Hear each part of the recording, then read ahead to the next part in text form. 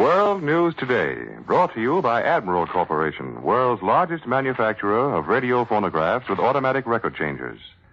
This program is presented in behalf of Admiral dealers all over America by shortwave broadcast, direct from important overseas stations, and leading news centers in our own country. CBS reporters are waiting to bring you first-hand news from the world's political and battlefronts. Now, here's Robert Trout. It was exactly 192 weeks ago that the American people learned that war had come to the United States. At 2:30 Eastern Wartime on that Sunday afternoon of December 7th, 1941, the news came. The Japanese have attacked Pearl Harbor. And now it's 2:30 in the afternoon of a different Sunday, 3 years and 8 months later. Almost 4 years of work and struggle, of grief and failure, and later, success. Nearly 4 years, and for all our principal allies, the ordeal has been longer still. The days that followed the news of that other Sunday were black and filled with peril.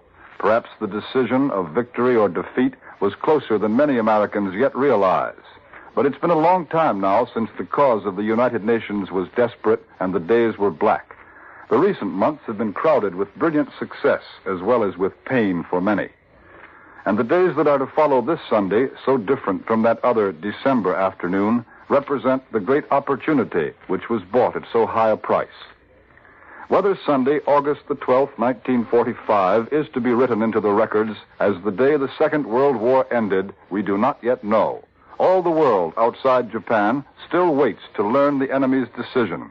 The suspense is caused not by doubt of the answer, which the Japanese must almost certainly make, but by the uncertainty of the time and the method which the Japanese will choose to announce their final renunciation of the evil ambition which has led the world through the paths of misery and has led Japan at last to ruin. In Washington, President Truman reached his office in the White House before 8:30 in the morning. The correspondents have waited impatiently since then for some announcement, but none has come. In England, Prime Minister Attlee left his country home to return to London today and is now at number 10 Downing Street, but the reporters in Britain also are waiting in the same state of suppressed excitement that has gripped their colleagues in Washington since breakfast time. It was news today when Secretary of State James Burns entered his office saying nothing. It was news when Secretary Burns left his office 2 hours ago and went home for lunch. The fact that no one in the Swiss legation had any definite appointment with anyone in the State Department would not be worth mentioning on an ordinary day, but on this day, that too was news and was duly reported. The waiting world learned through the dragging hours of the morning and early afternoon that the statesmen were also waiting, and while waiting, were not talking. In Moscow, Premier Stalin climbed to the top of Lenin's tomb with his guest, General Eisenhower, and for 2 hours, the two men reviewed 25,000 Russian athletes who marched through Red Square in the first such parade since 1940. From Chongqing, there was little information of Chiang Kai-shek's activities, merely a report that the Generalissimo is considering heading the Chinese delegation, which will accept a Japanese surrender when it comes. From Japan, there were various reports. The Japanese transmitters are working as usual. They're broadcasting a few claims of Allied ships they say they have sunk off Okinawa, and a few admissions of the failure of the Japanese Kwangtung Army, whose formidable reputation is being torn to shreds by the red banner armies of Russia, which are grinding deeper into Manchuria. The editorials of the Tokyo Sunday newspapers did not speak directly of surrender. So far, the Japanese people have not been informed by either radio or newspaper that total defeat is near. But today's Tokyo papers spoke gloomily of the war. In vague terms, the editorials appealed for absolute obedience to the emperor and urged the Japanese people, above all, to retain their unity in order to achieve their goal someday in the future. It all sounded very familiar. 3 months ago, the German newspapers, the German officials, were using the same words, appealing to the German people to remain united during the crisis in order to fight and win another day.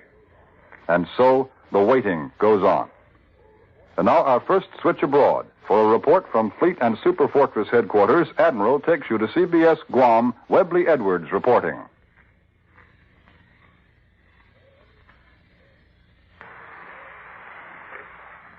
So here's a Sunday again. And now on this Sunday that peace seems possible, I look back 192 Sundays ago when I was there. I remember that morning at Pearl Harbor like it was yesterday. I remember the blackness in our hearts as the bombs fell and the Jap planes roared down the highways and straight automobiles to pile them up in broken heaps. I remember the smugness and cockiness of the enemy. He'd been pretty smart, all right. He'd caught us napping. He struck with the sneak blow, and he hurt us bad. We hadn't been ready, and he found that out all through the Pacific as he spread out south and east, as far south as New Guinea, as far east as the Gilberts and Kiska and Attu. I remember the heartbreaking job that stretched out like some painful obstacle race before our leaders and the men who were to go with them. And I remember the weary, dreary early days of the war when we knew we didn't have quite enough, but with that not quite enough, we had to do it anyway. And then the fight back across the Pacific, while priority was given, and wisely we see now, to the war in Europe. Back across the mountains of New Guinea and painfully up its coast, the early carrier strikes at the outer fringe of Jap Islands. Then the Solomons, Guadalcanal, and Tulagi, and the rest. And then one day, Tarawa, the spearhead into the outer armor of Japan, and the big push was on. Well, that morning at Pearl Harbor seems like yesterday. It's been a long, hard trail back across this Pacific Ocean. There are plenty of white crosses on the way, countless hours spent by lonely, weary men whose aim in life was to work at their jobs and live with their families. And of those fellows who went along to report it all, the war correspondents, there are a few of them missing, too. Jack Singer on the carrier, Ace Bush from the Bombed Lady, Bill Chickering on the warship at Lingayen, and Damien Ferrer in the dusty heat of Peleliu, and Ernie Pyle along the roadside of Hiroshima by Okinawa. You have a thought for those good, sweet guys in this hour and wish they may have lived to be here for it. So you and all these tired and worn fellows out here just sit here for a minute and rest. All at once, you hope it's relief and relaxation from tension of war. This is Webley Edwards at Guam. I return you to Admiral in New York.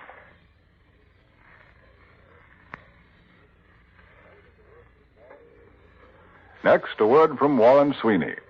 If you want good looks in your next radio or radio phonograph, you'll certainly appreciate the luxurious beauty of the post-war Admiral cabinets. From the least expensive Admiral table model to the finest radio phonograph with automatic record changer, the traditional beauty of Admiral cabinets will add charm to any room in your home. Admiral will give you modern designs in plastics and fine woods, and there'll be authentic period reproductions to complement your individual furniture styling. There'll be new beauty of tone, too, in your post-war Admiral, new high-fidelity performance to make your listening pleasure complete.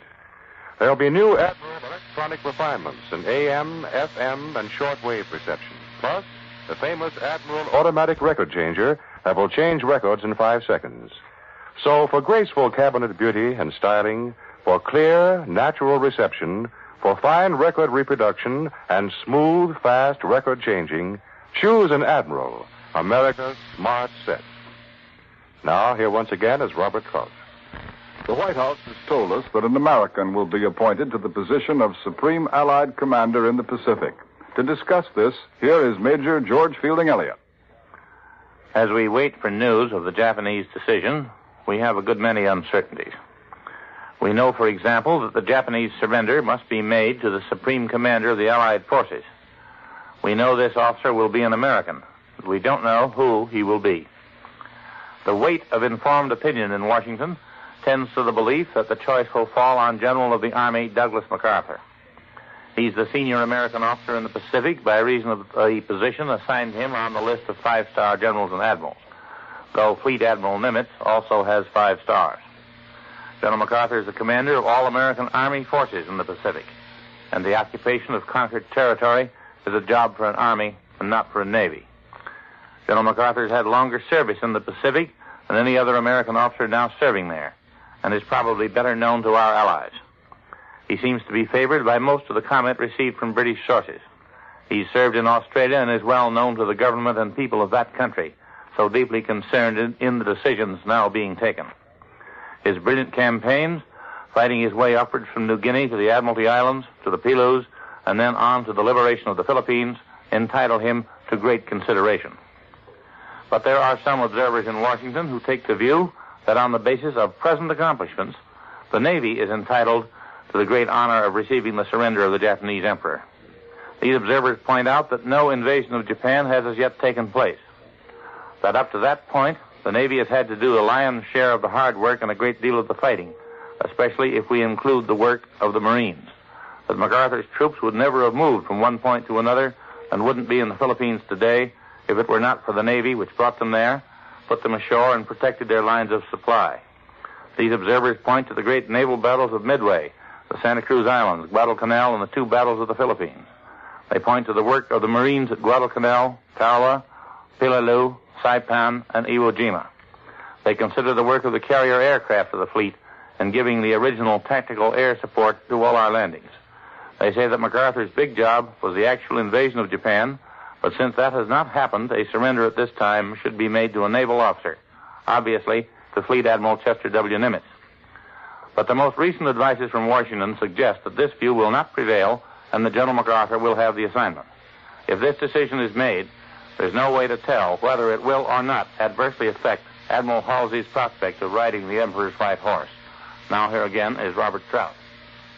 Japanese troops in China, perhaps a total of 500,000, face a giant trap today. Tokyo reports that Russian forces have opened a massive new drive into Manchuria that threatens to split the enemy troops in Asia into two huge pockets.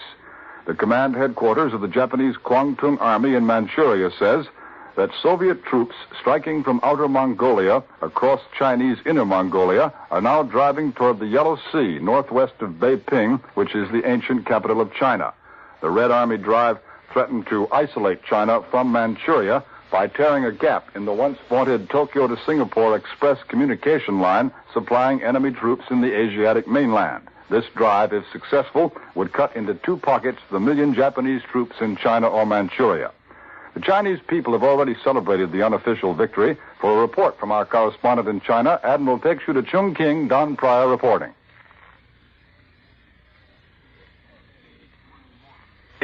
It's 2:30 Monday morning here to get the word on Japan's final surrender. So far, it hasn't come. But meanwhile, China's dormant dispute between the national government and the northern communists has broken out again. And everywhere you hear ugly talk about civil war or revolution, whichever you like to call it. The latest outbreak began 2 days ago when General Zhu De, commander of the 18th Group Army in Yunnan, the communists, publicized an order to his troops, telling them to accept the surrender of Japanese forces to occupy Jap-held cities and communication centers and to take over Japanese arms. At first, the news was suppressed by the censors here in Chongqing, but agencies in the United States picked it up by radio from Yunnan, the communist capital. Today, a spokesman for the Chinese Ministry of Information issued a statement warning that the Chinese government would hold Japan accountable for any arms turned over to the communists or other forces not authorized by Chongqing. And several hours ago, Generalissimo Chiang Kai-shek himself issued a special order to the 18th Group Army's commander, ordering him to keep his troops at their present posts and to wait for further instructions. He told them that all Chinese troops had been given the same order and warned them never again to take independent action. The Generalissimo used the word warned in his order to the communist generals, so presumably he was prepared to back it up with force if necessary. Now the question is whether the communists will heed his warning and what might happen in China if they should not. There's no doubt that China is on the verge of great events affecting her whole future. For her, Japanese surrender will be merely the end of one phase of her struggle for a united nationhood. This is Don Pryor in Chongqing. I return you to Admiral in New York.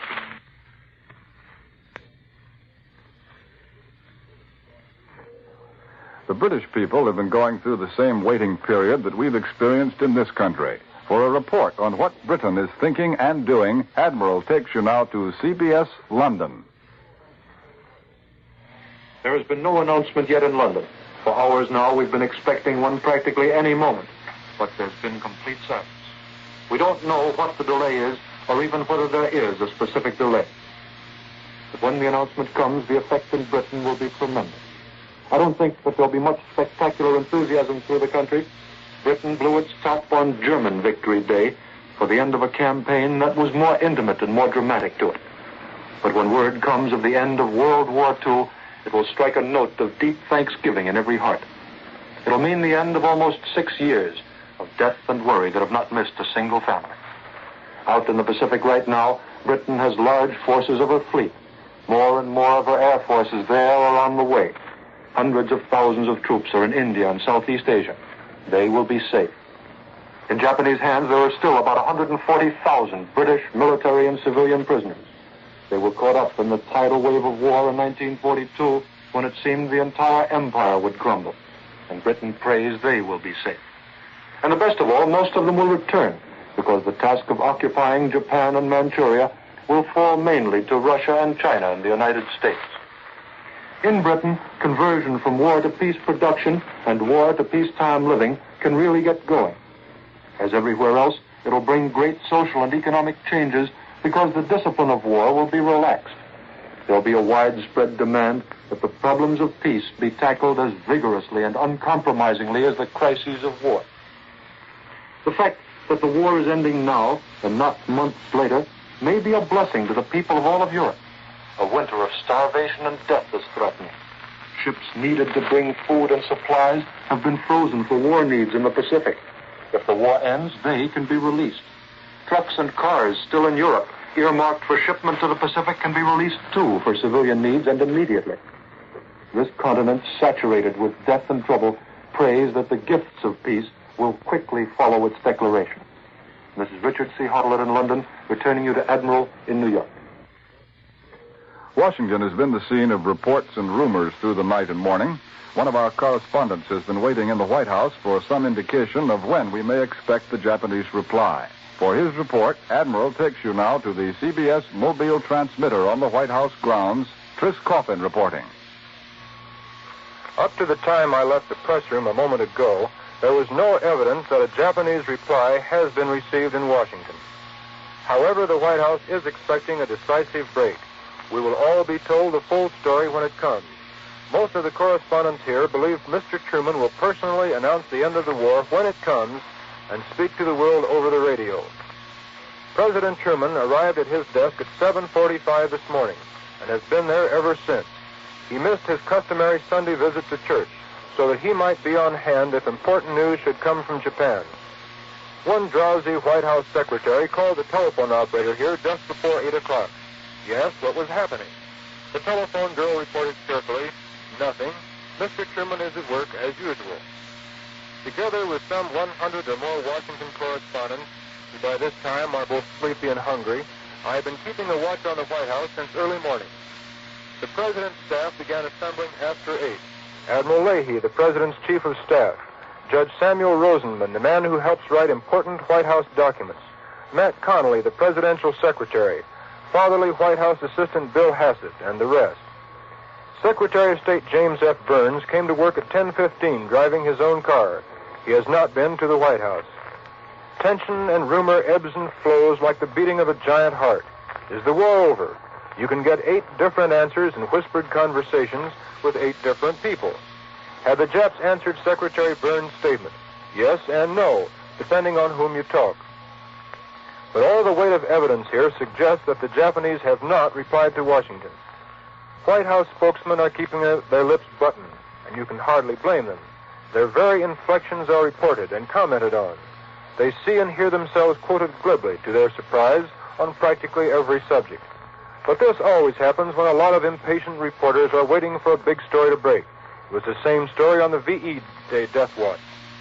One of the correspondents tried an experiment. In a loud voice, he said he had heard that the Mikado had committed suicide. An hour later, the rumor had traveled through the White House to the outside. His office called him to check on the rumors. But the press room now is a little calmer than it was this morning. The phones are not ringing all the time, just half the time. The correspondents are not racing and skidding across the floor. They've slowed down to a fast walk. The only people who seem to have any faith that the war is over are the curious Sunday crowds in Lafayette Square. The people are sitting on the lawn or crowding around the transmitter. Yesterday at this time, the atmosphere in the White House was different than it is now. Then everyone was confident that the Japs would accept Mr. Burns' ultimatum. Now we are not all quite so sure. You might reason it out this way. The White House was expecting to make some announcement this morning. The hours have dragged on. There is not the slightest sign at this moment that the President will have any special announcement very soon. But Presidential Secretary Charlie Ross has not put the lid on, as he did last night. I return you to Admiral in New York. Next, a report from France. Admiral takes you now to CBS Paris. Charles Collingwood reporting. Like the rest of the world, France is waiting for the announcement of the end of the war with Japan. They regard it as a foregone conclusion, and there is no atmosphere of tension in the French capital. American troops, hoping that the end of the Pacific War will mean that they'll go home more quickly, are somewhat more excited. But they, too, are taking it all very casually. The French are deeply interested in the Far East. They have asked for, and they think that they will receive, a place among the nations who will fix a settlement with Japan. The French are particularly anxious to regain Indochina. There have been fears expressed that Britain and America might try to take it away. But in a speech yesterday, General de Gaulle said that he was sure that Indochina would return to France. This speech of General de Gaulle's was a remarkable one. De Gaulle, like Winston Churchill in the dark days of Britain, has never tried to fool his people with glowing pictures and easy promises. But yesterday, the head of the French government breathed confidence and hope in the future. In spite of obstacles and deceptions, he said, we are in the act of accomplishing a remarkable recovery. And he cited figures to show what he meant. Coal production, double what it was at the time of the liberation. Electricity, equal to 1938. Car loadings, 3 times what they were in November of last year. Yes, I affirm it, General de Gaulle cried. France, wounded, wiped out, humiliated, has taken up her march ahead. The Pétain trial is still on in Paris. The judge, the jury, and the whole nation are trying to decide not only whether Pétain is guilty of treason, but what were the basic causes of France's downfall. All the witnesses have been heard, and yesterday the state prosecutor, white-bearded, tiger-headed, 75-year-old André Mornay, delivered his final speech. When, in the climax, the state prosecutor demanded the death penalty for Pétain, the old marshal's hands twitched and played with the military medal hanging on his chest. The verdict will be handed down Tuesday. This is Charles Collingwood in Paris, returning you to Admiral in New York. And now, to tell you about a new kind of electric refrigerator that will keep foods fresh and appetizing in uncovered dishes, here is Warren Sweeney. The huge moist cold compartment in the post-war Admiral Dual Temp refrigerator will keep foods fresh and moist without the usual covered dishes. There's always a gentle movement of pure, moist, cold air in the Admiral Dual Temp. The air is purified because of the Admiral Sterilamp's ultraviolet ray action that kills bacteria, combats odors, and retards mold growth. The air is moist because of the 85% humidity maintained in the Admiral Dual Temp. And the air is cold, always at near 38 degrees, the ideal temperature for preserving unfrozen foods. But your Admiral Dual Temp will really be 2 refrigerators in one, for Admiral will give you a separate built-in freezing locker that will quick freeze or store frozen foods safely for months. But to see what the Admiral Dual Temp and other Admiral products look like, why not send for the new full-colored booklet called It's a Promise from Admiral? It's easy to get your free copy. Here's all you do. Simply write your name and address on a penny postcard and mail it to Admiral in care of the radio station to which you're now listening. Remember, just your name and address on a penny postcard. Then mail it to Admiral in care of this station. One of America's most urgent manpower needs is for more experienced officers and men with certificates for all merchant marine. Even with the war in the Pacific about over, the task of supplying and bringing home our men still lies before us. America has the ships, but she still needs the men to man them. If you have the experience needed to serve your country in this emergency, apply at once by wiring Collect, Merchant Marine, Washington, D.C. World News Today is brought to you each Sunday at this hour by Admiral Corporation, makers of Admiral Radio, America's Smart Set, and post-war makers of Admiral Dual Temp refrigerators, Admiral Home Freezers, Admiral Electric Ranges. Be sure to listen again next Sunday when Admiral brings you World News Today by shortwave, direct from leading news centers of the world. This is CBS, the Columbia Broadcasting System.